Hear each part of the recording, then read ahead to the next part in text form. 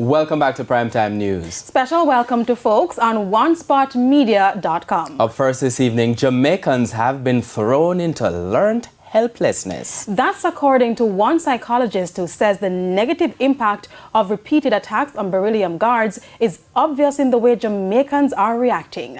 But the National Security Minister says the apprehension of thieves sends a message. More in this report from Dwayne Anderson. In recent months, Beryllium guards have been attacked in 5 separate incidents.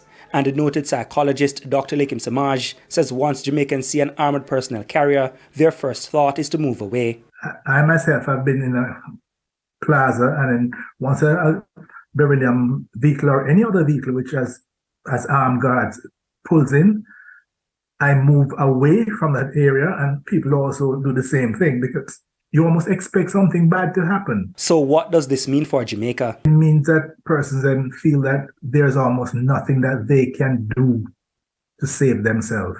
They just give up, they concede defeat, and things continue downward. But National Security Minister Dr. Horace Chang says once the criminals are being apprehended and dealt with according to the law, it will discourage future attempts. They will reduce their propensity to do it. But it's big money, and criminals are into organized crime will find ways to rob.